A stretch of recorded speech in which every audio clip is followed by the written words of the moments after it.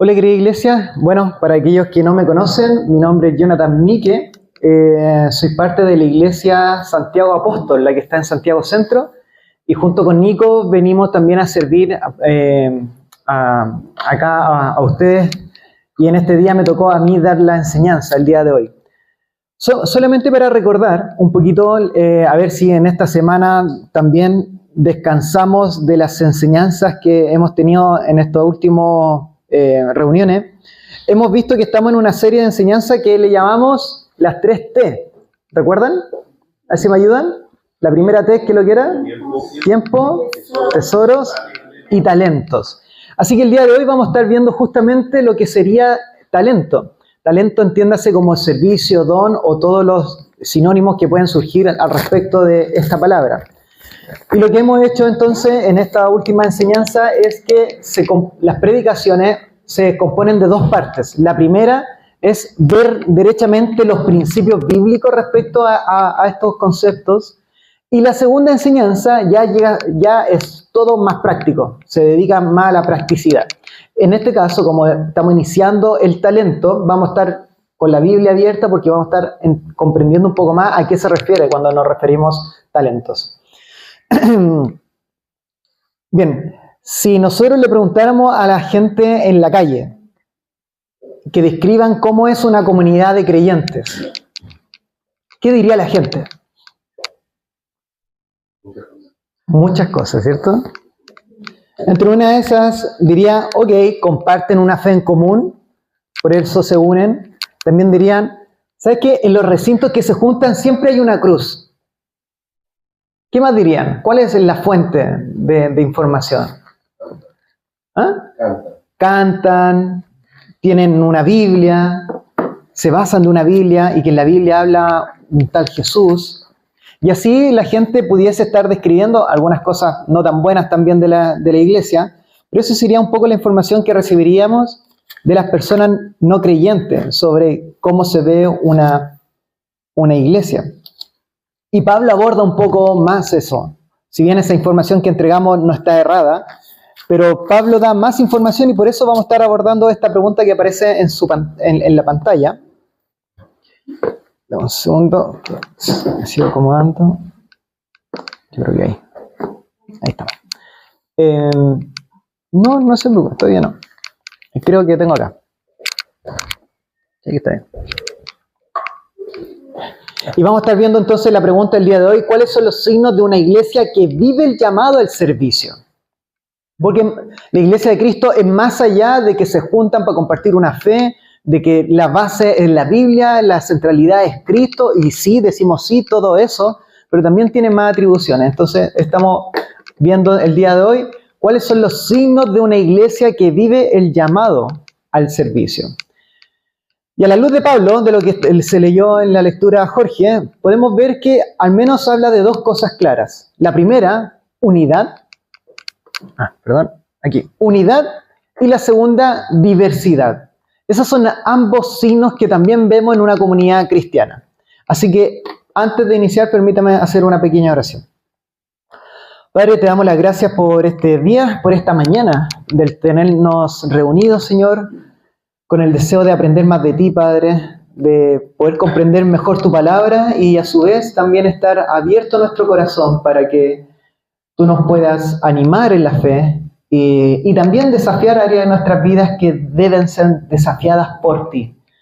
Padre amado, te pido, Señor, que todo lo que queda pendiente y está pendiente durante el día, permítenos pausarlo para estar disfrutando estos minutos que tú nos das en comunidad, disfrutar de tu palabra, Señor.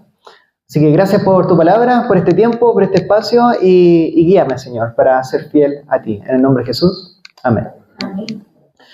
Bien, como estamos partiendo en Romanos, capítulo 12, y primera vez que nos estamos entrando en Romanos, ya Pablo ha venido hablando 11 capítulos en esta carta. Entonces, al igual cuando uno se acerca a una carta, idealmente uno parte desde el inicio.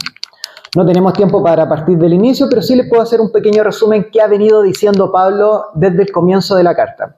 Ya ha venido diciendo distintos temas bíblicos, algunos le llaman como teología sistemática, pero al final es lo mismo. Y aquí se los puse en la pantalla como un breve resumen de los 11 capítulos. donde en el capítulo del 1 al 3 se centra en que todos son pecadores, tanto los judíos como la humanidad completa. Luego los capítulos que siguen dice que la salvación es solo por la fe en la obra de Cristo. Luego continúa del 6 en adelante esta relación entre el pecado y la vida del creyente. ¿Cómo se relaciona la vida del creyente en la tierra, sabiendo que es santo, sabiendo que es salvado, pero también hay pecado? ¿Cómo es esa relación? Y ahí también Pablo lo aborda. Y luego en el capítulo del 9 en adelante, ya explica que la salvación a los no judíos, en ese tiempo a los gentiles, como se le llamaban, no es algo nuevo para Dios, sino que estaba establecido desde los principios de los tiempos. Y ahí muestra cómo a través de la historia también desde un principio Dios quiso salvar a los no judíos. Y eso aborda distintos temas en los 11 capítulos, pero en el capítulo 12, que estamos reflexionando el día de hoy, Pablo hace un vuelco y se giran en la total atención a aplicar todos estos principios que viene diciendo, a poder aplicarlo a la vida de la iglesia. Bien. ¿Y para qué lo está aplicando? Está instando para que la iglesia no se adapte a este mundo, sino que sean renovadas sus mentes, transformando sus propias mentes. Y eso es como dice en el verso 2 del mismo capítulo 12.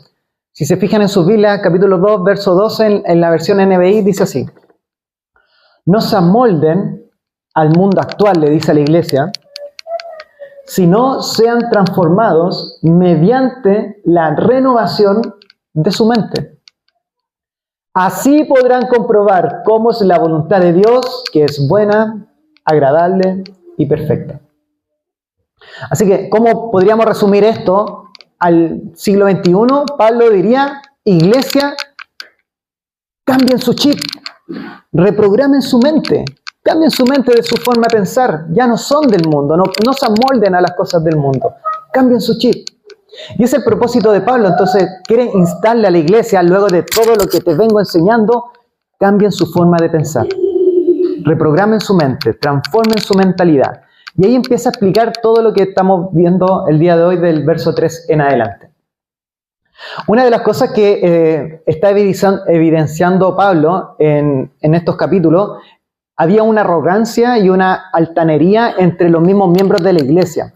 Y en el verso 3 vemos siluetas o vemos destellos de un poco de esta tensión que había entre los mismos miembros de la iglesia, y ahí donde Pablo derechamente hace, como diríamos coloquialmente, un rayado de cancha a la iglesia para empezar a hablarle ciertas cosas.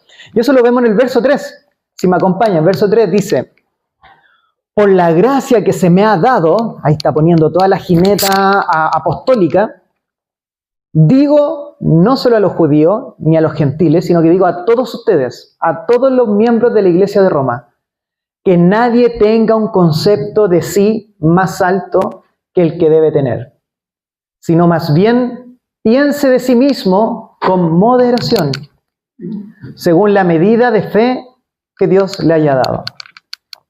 Este llamado de Pablo a que no tenga un concepto más alto entre unos y otros de los miembros de la iglesia, lo justifica a través de dos cosas.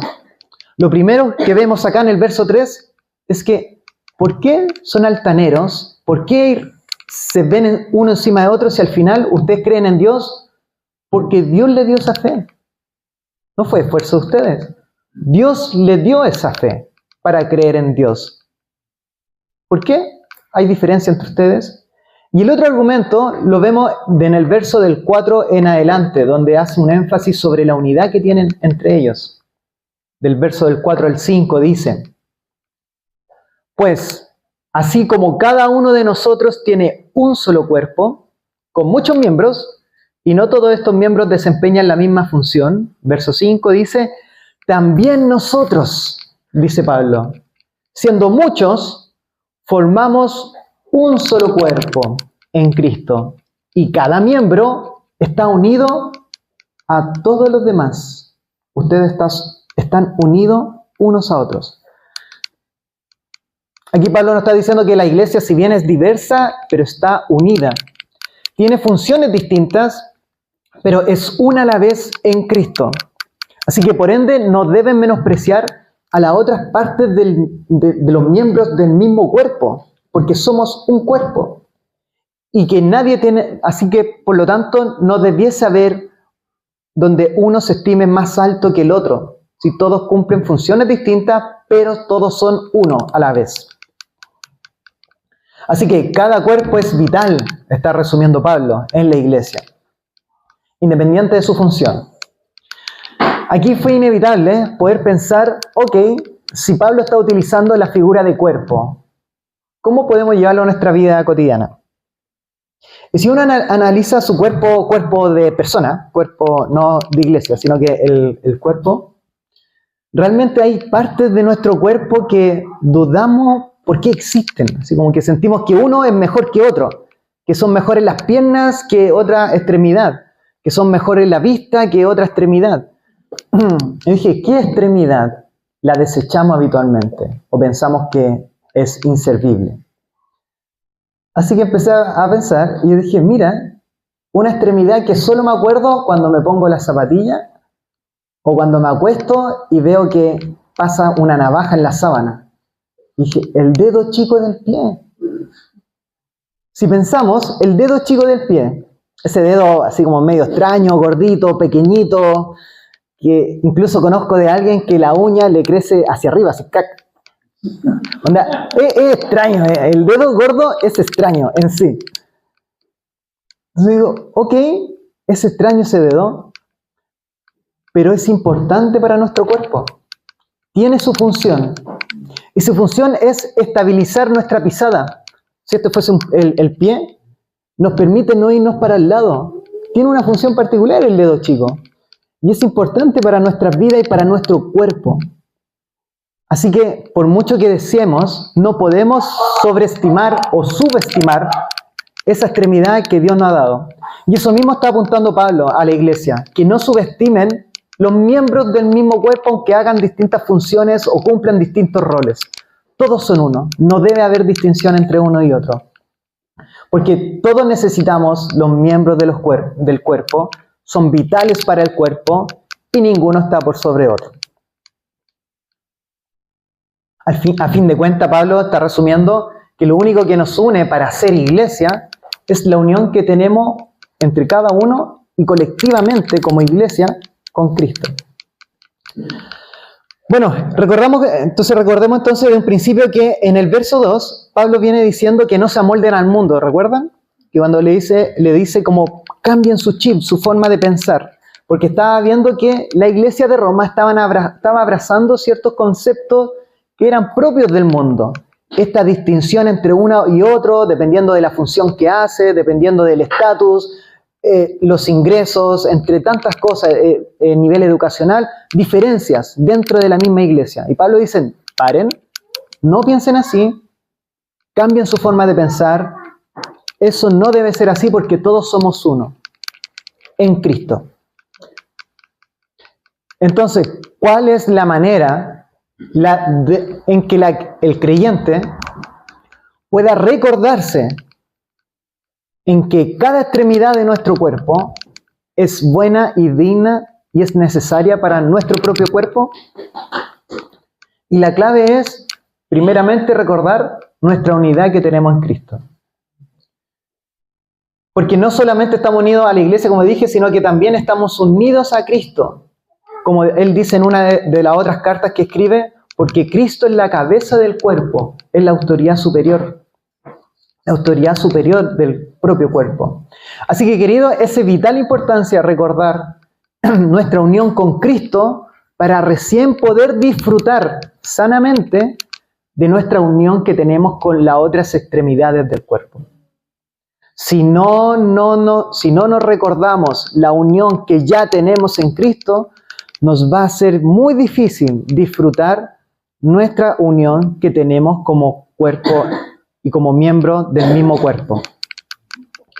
Y Jesús lo deja muy claro en una de sus parábolas, cuando dice que yo soy la vid y ustedes son las ramas o los sarmientos, dependiendo de la traducción. El que permanece en mí, dice, como yo en él, dará mucho fruto, pero separado de mí, que dice Jesús, no pueden hacer nada. Así que disfrutemos la unión que tenemos en Él y en consecuencia, como efecto de la consecuencia, vamos a estar disfrutando los miembros y el resto de miembros del mismo cuerpo de Cristo.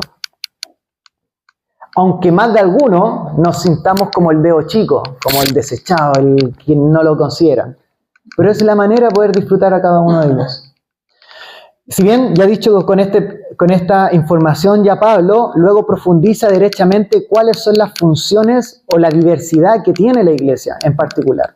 Y eso lo veremos en la parte 2, que sería que también otro signo de la iglesia, no solo la unidad que tiene en Cristo y entre los miembros, sino que también otro signo de la iglesia es la diversidad. Así que vamos al siguiente punto, en la diversidad.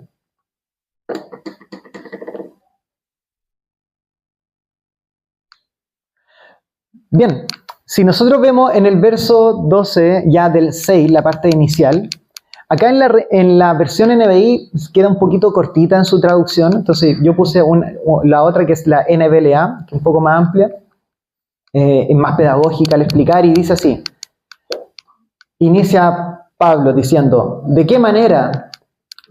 Teniendo diferentes dones, de manera que, teniendo diferentes dones, según la gracia que nos es dada, ¿qué dice que hay que hacer con los dones? Usémosla, que se usen. Para Pablo es no solamente la diversidad de dones es fundamental, sino que también el uso de estos dones. Las dos cosas son importantes. Y aquí Pablo luego empieza al inicio en el mismo verso 6 ya a dar un listado largo de los distintos dones que existen, al menos detallando en la iglesia. Y él se limita a dar un listado de 7 dones. Y estos 7 dones, Pablo lo menciona en otras cartas también, está en Efesios, en Corintios, también habla respecto a los dones, pero hay una gran diferencia de Pablo al hablarlo acá en Romanos. Y en Romanos es que no solamente menciona el don, sino que a su vez hace una descripción de cómo debe usarse ese regalo. Cosa que en las otras cartas no lo hace. Describe el don y luego le da una bajada y le da una descripción de cómo debe usarse ese regalo. Justamente lo que está evitando Pablo es aquellos que, no sé si en algún cumpleaños le han regalado chocolate. ¿A alguien le ha regalado chocolate en el cumpleaños? Ya, y todos dicen que lo abra, uno abre el regalo. ¿Y qué sigue diciendo la gente? Que conviva, que compare, o siguen diciendo que lo abra, y uno dice, pero si ya está abierto. Y todo que lo abra. ¿Y qué uno hace cuando le dicen eso? Al menos yo, que soy más egoísta, no me enorgullece, pero en la realidad me río nomás y lo guardo. Y lo guardo el regalo, guardo el chocolate. Y ahí queda. Y ya la gente te deja de preguntar. Pero en lo personal también soy olvidadizo, así que no solo lo guardo, sino que después queda el regalo ahí acumulando polvo y me olvido que tengo el regalo. Y justamente Pablo está queriendo evitar eso en la iglesia. Está queriendo evitar que los regalos que Dios le ha dado a la iglesia, que no lo use, que no lo disfrute, y que al no usarlo, otros no lo disfruten. Pablo está evitando eso, que eso pueda suceder. Entonces justamente está intentando y moviendo a la iglesia a que los regalos lo usen y los compartan usándolo con otros. Así que vamos al primer don. Le invito a que puedan acomodarse en su asiento porque Pablo arranca con todo con el primer don. Y solamente en este don yo voy a expresarme un poquito más porque creo que lo amerita y el resto será más sencillo de explicar. Primer don. ¿Cuál es el primer don que indica Pablo? ¿Servicio seguro? Profecía. Profecía, dice. El don de profecía. Aquí algunos a lo mejor estarán diciendo eso internamente, al fin en esta iglesia van a hablar de las profecías. Esta iglesia necesita profecías. Son importantes para nuestra vida. O a lo mejor algunos estudiantes egresados del CEP, no voy a decir quién, del seminario, estaré diciendo, cuidado, Miki, con lo que vas a decir, ten cuidado. No quiero mirar a nadie, pero sí es importante porque Pablo lo menciona y lo estamos viendo en la Escritura, así que no podemos pasarlo por alto. Entonces, gran pregunta, ¿a qué se está refiriendo Pablo cuando dice el don de profecías? Y solamente permíteme hacer un pequeño paréntesis, que una cosa es el don de profecía, que es lo que está hablando Pablo, y otro muy distinto es el oficio de profeta. No sé si logran la distinción. Una cosa, él está hablando el don de profecía, y otra muy distinto es el oficio de profeta, como el profeta, ¿ya? Así que Pablo no se está enfocando en eso y nos está dando información sobre esto. Está hablando sobre profecía. Así que, entendiendo esa diferencia, veamos a qué se refiere cuando habla de este don de profecía. Y aquí es inevitable poder revisar un poquito en otras partes de la Biblia y vemos en el Nuevo Testamento, donde habitualmente siempre entendemos que las profecías se daban en el Antiguo Testamento, pero vemos, por ejemplo, en Hechos, que hay una persona que hace profecía. Incluso a Pablo le hacen una profecía, la cual se cumplió. Estamos hablando en Hechos cuando ya Cristo había muerto, resucitado, ascendido y ya estaba en el trono reinando. En ese momento ya hubieron personas que profetizaron hechos futuros y sucedieron. Y está en el registro en Hechos. También vemos Pablo que aborda el tema de la profecía en Efesios y en Corintios. Así que, sin más preámbulo, yo le hice un listado para que puedan sacarle una foto o no sé si alcanzan a notar, sobre qué sabemos sobre las profecías cuando Pablo habla de profecía. Y al menos lo que tenemos en la Escritura nos dice que, primero, es deseable para la iglesia. Las profecías son deseables para la iglesia. Mucha de esta información lo vemos en 1 Corintios 14. Luego que la profecía es para edificación, exhortación y consolación a los miembros de la iglesia. También Pablo menciona, también en Corintios, que también es para convencer y juzgar, guiando a otros a los pies de Dios. Es el propósito de la profecía. También dice que la profecía está sujeta al escrutinio de los demás, al análisis de las demás personas. Y por último, dice, al final, en Efesios 2:20, dice que toda profecía está subyugada a la piedra angular. Así dice en el texto, que es Jesucristo. Toda profecía está subordinada, subyugada, sometida a Jesucristo. Entonces, viendo esto, y claramente que la palabra de Dios es la profeta mayor, entonces todo el resto de las profecías están subordinadas a la palabra revelada por Dios y a la piedra angular que es Cristo. Con esa tranquilidad podemos decir entonces que el don de profecía, según Pablo, es un regalo para los miembros de la iglesia, el cual debe usarse. Incluso es un don que sigue vigente luego de la venida de Cristo a la tierra.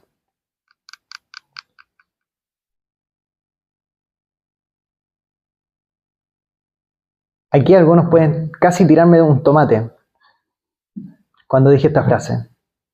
Pero lo que hay que aclarar es que el don de profecía no es lo mismo como el oficio de un profeta. Que eso necesita aclararlo y por eso tomarme un tiempo. Así que, como este listado es un poco largo, se lo resumí en esto. Cada vez que escuchemos una profecía, la cual Pablo está empujando a la iglesia a que lo hagan si tienes ese don, dice, bueno, analiza que esto esté sujeto a la palabra de Dios y que la revelación que Dios nos ha dado en su palabra, como dije desde un principio, y a través de su Hijo Jesucristo, también comprueba que esa profecía es para edificación, exhortación, de ánimo y también para llevar al arrepentimiento a los pies de Dios, donde Dios se lleva la gloria, no el hombre. Y por último punto, que podría, tal vez podría expresar hechos futuros siempre y cuando no contradigan los otros dos puntos ya mencionados. Si tenemos eso en nuestro radar, hermanos, podemos estar tranquilos y la libertad de poder escuchar gente que dice que tiene una profecía o quiere decirnos algo sobre nuestras vidas. El día viernes estuvo de cumpleaños mi tata, donde yo me crié en Cerro Navia, y hace mucho tiempo que no iba a la botillería del barrio. una botillería que queda cerca, típico en la esquina, que queda cerca del barrio donde me crié. Y fui con mi esposa, con Belén. La cosa es que cuando llegamos, el local lo estaban remodelando. O sea, ya no era botillería y hablando con el dueño del local me decía, no, es un mini market. Voy a hacer un mini market. Y dije, qué bueno. Y de la nada, y luego de hablar unos minutos con él, me dice, no, pero yo soy cristiano. Y yo me asombré así como, oh, qué bueno, ¿quieres? Y luego de eso me dice, sí, y yo siento que tengo el don de profecía. Y cuando me dice ese, personalmente, yo dije, como que me asombré doblemente. Yo dije, ok, ya. Y seguimos hablando. Y luego él me empieza a decir algo a mí y a la Bele, a mi esposa, sobre nosotros. Y cuando terminó la conversación, y empecé a caminar y esa conversación me llevó a alabar a Dios. Póngale el título que sea, si fue profecía o no, póngale el título que sea. Pero lo que sí fue, es que la apertura de poder escuchar a otros y no inmediatamente mi tendencia de hacerle una cruz, hubiese perdido esa oportunidad de alabar a Dios luego de haber conversado, porque me animó en la fe. Esa persona me animó en la fe y no lo había visto hace años.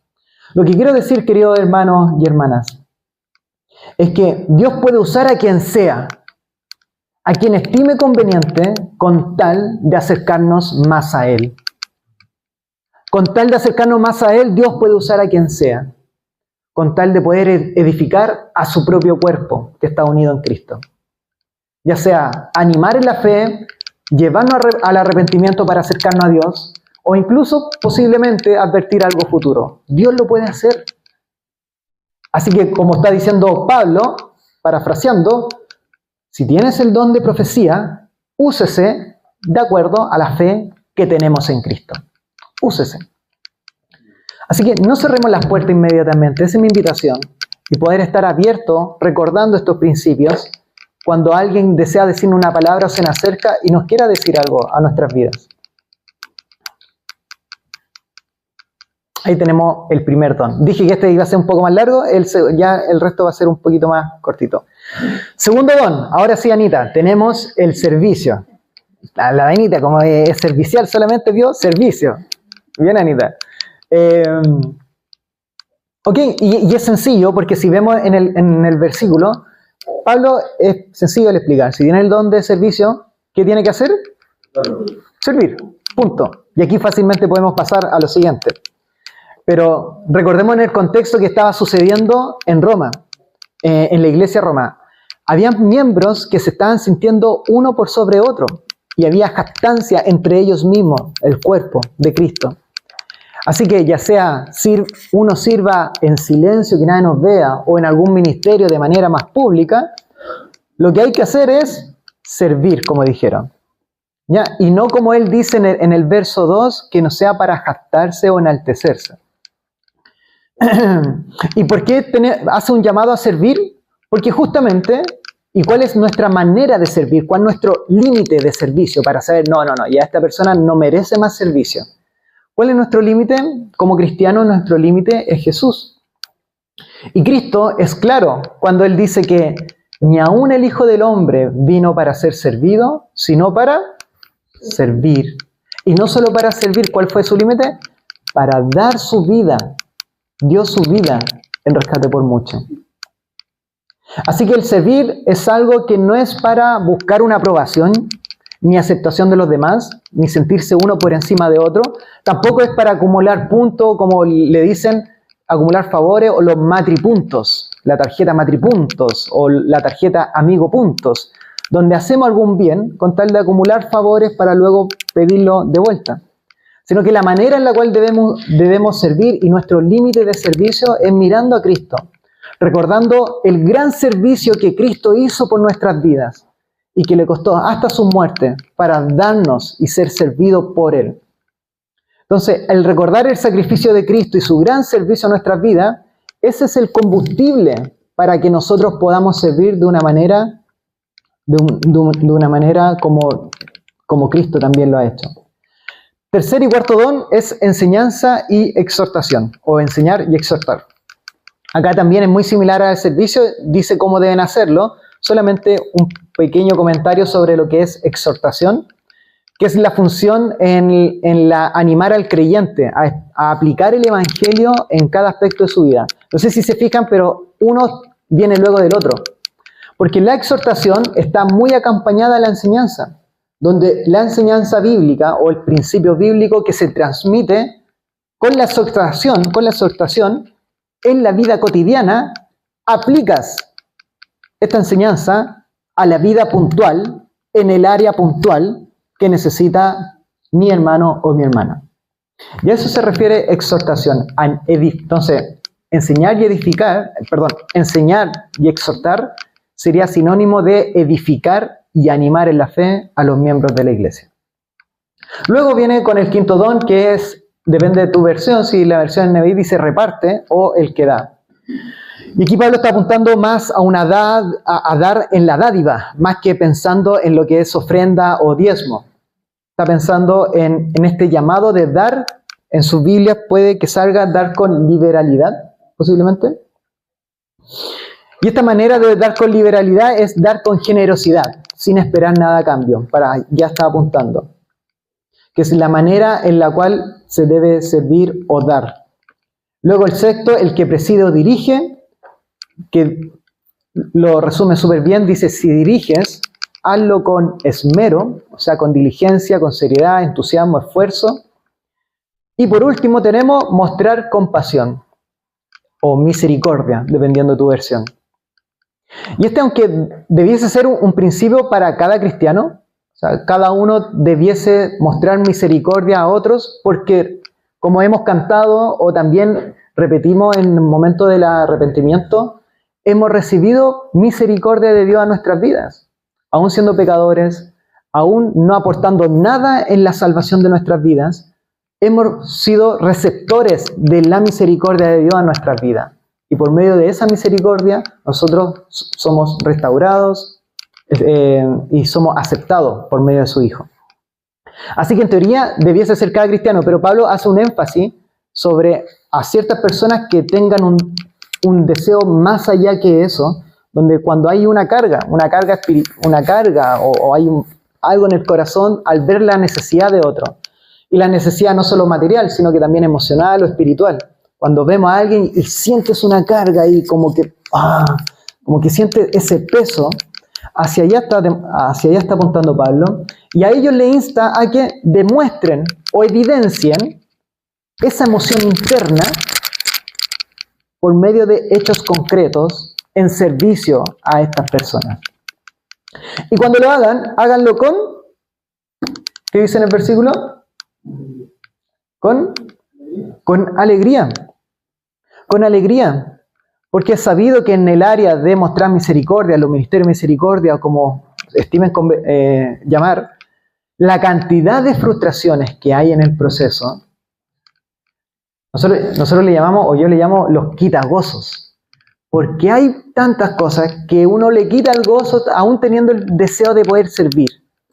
Y eso puede ser la escasez de recursos muchas veces, o también la burocracia, porque hay que hacer trámites, papeles, solicitudes, o también aprovechamiento, porque aquel que es vulnerable, de la nada empieza a ser un vulnerador.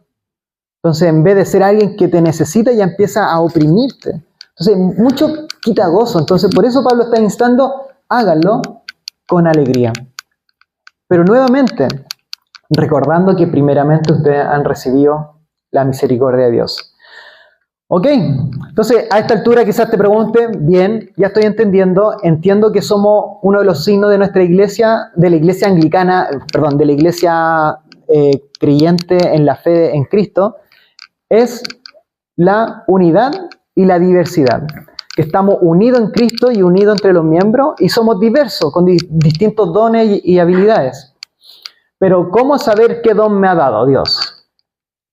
Me acuerdo en mi juventud que este era el gran tema cuando iba a una iglesia y nos afanamos. ¿Cuál es tu don? No sé, yo creo que soy maestro. ¿Y tú? No sé, yo creo que soy más evangelista, me gusta estar en la calle. ¿Y tú? No, yo profecía. Y así nos empezamos a clasificar y era como el juego de la adolescencia. Y lo que quiero transmitir es que no nos afanemos en saber, en categorizar cuál es el don. Ah, este es el don, entonces recién voy a empezar a hacer. Ah, o este es el don. Y desviarnos del norte.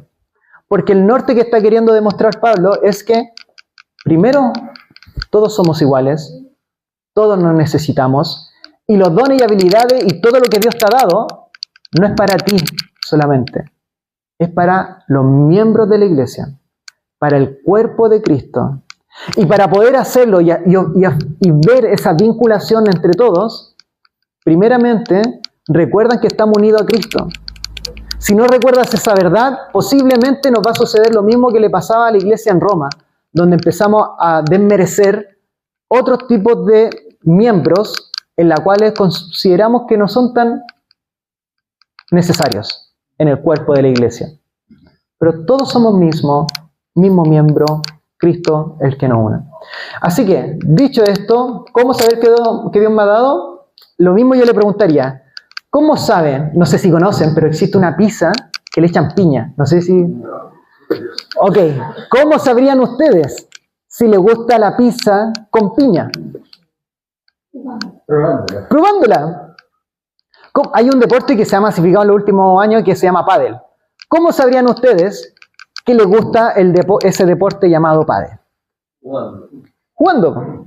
Y lo mismo le diría, ¿cómo sabríamos si tenemos un don o no? Bueno, probando. Estemos en distintas áreas de servicio, probemos en distintas áreas que Dios nos permite estar y ejerzamos aquellas oportunidades que Dios nos da, y a medida que vamos desarrollando nos daremos cuenta a cuáles personalmente nos acomoda, pero también cómo la iglesia nos ve a nosotros. Y dicen, creo que Dios te ha dado más habilidad en esta senda. Entonces no solamente algo personal, sino que también cómo el resto de los miembros se sienten servidos por medio de aquello que Dios te ha dado. Así que por último, recordemos que la unidad que tenemos en Cristo es importante. Recordando esta verdad nos permitirá disfrutar de lo que Dios nos ha dado y ponerlo al servicio del resto. Entonces, ¿cuáles son los signos de la iglesia? De una iglesia que vive el llamado al servicio. Dijimos la unidad primero, porque es una unidad, unida, porque está unida a Cristo y a sus miembros. Y el otro signo de la iglesia que está llamada al servicio es la diversidad, porque hay diversas funciones para el servicio de la misma iglesia. Así que permítame orar para que podamos primeramente recordar que el fruto de nuestra relación con Dios nos permitirá recordar nuestra unión con Cristo y nos impulsará a poder servir al resto y a usar los regalos que Dios nos ha dado y a no guardarlos acumulando polvo. También que nos libere de hacer distinciones en los miembros de la iglesia. Y por último, que usemos los regalos que Dios nos ha dado, como dije, para el beneficio de la iglesia. Así que oremos. Padre, te damos las gracias, Señor, por tu palabra. Gracias porque tú nos das la posibilidad, Señor, de estar unido con Cristo. No es algo que lo hemos ganado, no es algo que es por nuestro esfuerzo, sino por tu misericordia, porque tú nos serviste primeramente con tu Hijo, Padre, y nos hace miembros los unos a los otros, y a su vez unido en Cristo, Padre, que es nuestra cabeza. Gracias, Padre, por ser servido de esa manera, Señor. Ayúdanos a recordar esta verdad en cada momento de nuestras vidas, y el fruto de esto nos permitirá recordar la importancia de estar vinculado con otros en nuestra fe cristiana, donde acá no es un miembro desmembrado del cuerpo viviendo solo su fe, sino que unido al resto del cuerpo y los miembros unos a otros sirviéndose porque tú nos has dado dones, tú nos has dado capacidades, tú nos has dado habilidades, tú nos has hecho de manera distinta, Padre. Ayúdanos también, Padre Celestial, de poder usar esas habilidades y dones que tú nos has regalado, Padre, porque no es solo para nosotros, sino también para el servicio de los restos del miembro de la iglesia. Gracias, Padre, por este día y permítenos, Señor, recordar esta verdad durante la semana. En el nombre de Jesús. Amén. Amén.